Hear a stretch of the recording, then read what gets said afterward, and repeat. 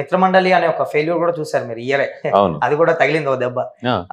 ఆ సినిమాకి వచ్చేసరికి మీది ఎంటర్టైన్మెంట్ మీద మీకు ఒక గ్రిప్ ఉంటది. లైక్ భలే భలే మగాడివే కానీ మీకు చాలా సినిమాలు అలా గెస్ట్ చేశారు, సక్సెస్ఫుల్ కొట్టారు.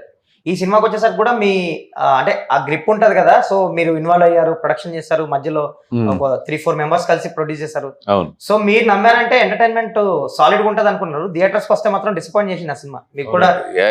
అంటే నాకు అది ఎడిటింగ్ రూమ్ లో all we are happy actually. Okay, Vamshi కూడా చూసాడు ఎడిటింగ్ రూమ్ లో, చూసాడు. అందరు వంశీని కూడా అడిగితే లేదన్న పని అయిపోతుంది అన్నాడు. 100% ఏంటంటే ఓకే మినిమం అంటే గుడ్ ఉంది, తర్వాత చూద్దాం థియేటర్లోకి వెళ్ళాక దీన్ని ఏం చేస్తుందో. బట్ థియేటర్ వరకు నవ్వుతారు అనుకున్నాము. ఎక్కడ ఏం మిస్ అయిందో తెలియదు కానీ అసలు నవ్వు అనేది రాలా. కూర్చున్నా ఇప్పుడు గ్రిప్ ఉంటది కదా మీ నుంచి వచ్చిందంటే కొంచెం ఏదో ఇంతమంది ప్రొడ్యూసర్ మిస్ అయ్యింది.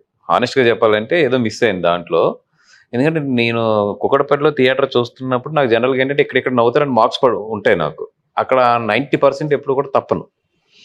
ఫస్ట్ నేను అనుకున్న 4-5 చోట్ల నవ్వట్లేదు జనాలు.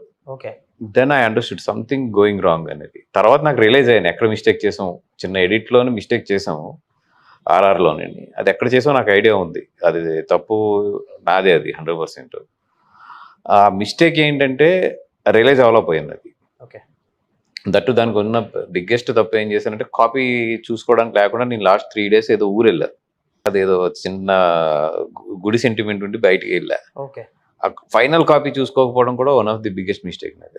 ఎంత పోయిందండి ఆ సినిమా మీద మీకు స్పెషల్? అంటే మిగతా ప్రొడ్యూసర్లు కూడా ఉన్నారు, మీకు ఎంత? ఓవరాల్ గా అందరి మీద 6 crores పోయింది. 6 కోట్లు.